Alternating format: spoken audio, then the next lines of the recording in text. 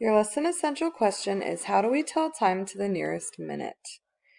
Last year you learned how to tell time to the nearest hour, half hour, and 5 minutes.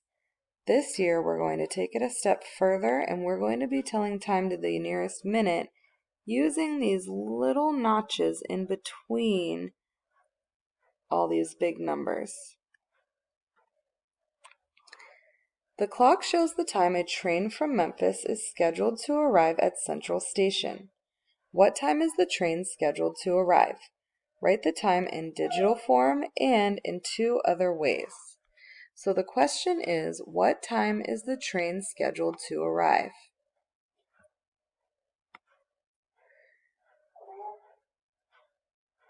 We need to write our answer in digital form.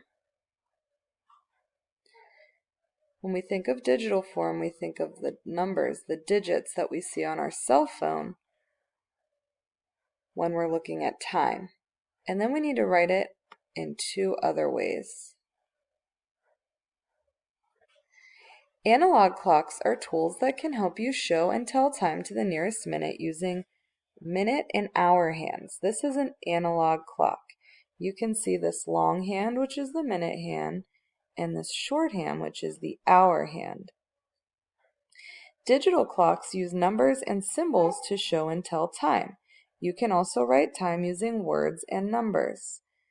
And like I said before, digital clocks are the clocks that you see on your cell phone or your tablet. So the first thing that we need to do is we need to look at the hour hand. If you look, the hour hand is the shorter hand, the blue one in this case, and it's between the 12 and the 1. The time is after 12, but it's before 1. Since it hasn't yet reached the 1, we're going to say that it's 12 something. Let's look at the minute hand and figure out how many minutes after 12 it is.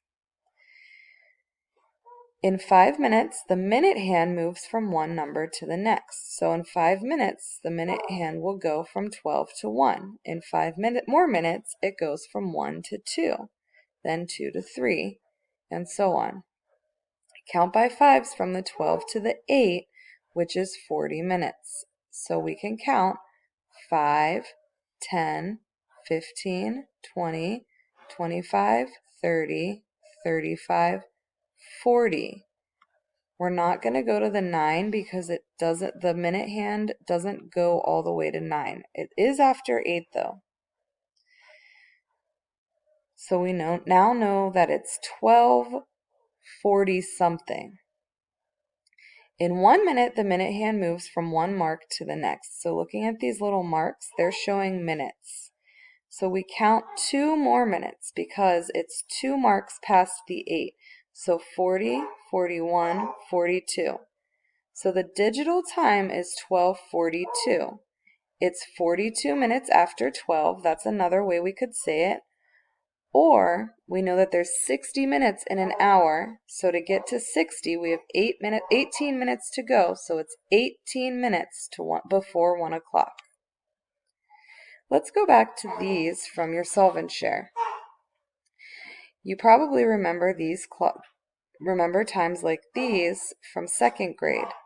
These clocks are showing the nearest hour, they're showing half hours, and they're showing 5 minutes. If you take a look, the hour hand on this clock is pointing to the 1. And the minute hand is directly on the 12. So this clock is showing 1 o'clock.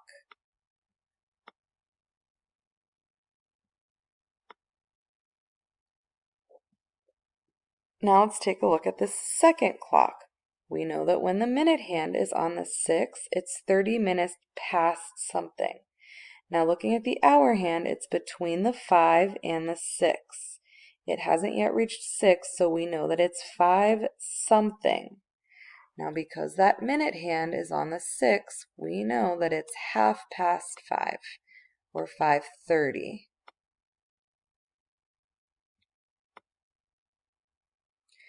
And this last clock, we can see that the hour hand is just past the 5. It hasn't yet reached the 6, so it's 5 something. And we can count by fives to figure out what time it is based on the minute hand. So we go 5, 10, 15, 20, 25, 30, 35, 40, 45, 50, 55. It's 5:55.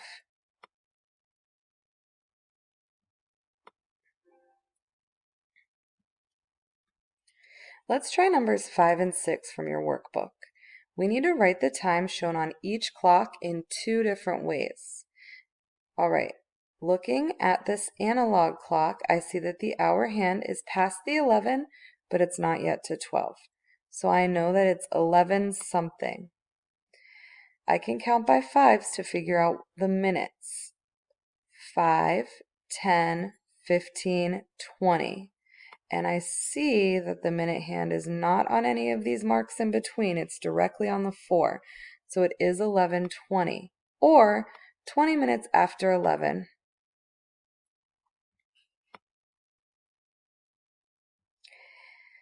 This digital clock shows 7:39. I can say 7:39, but I also could say that there's 21 minutes until 8 o'clock.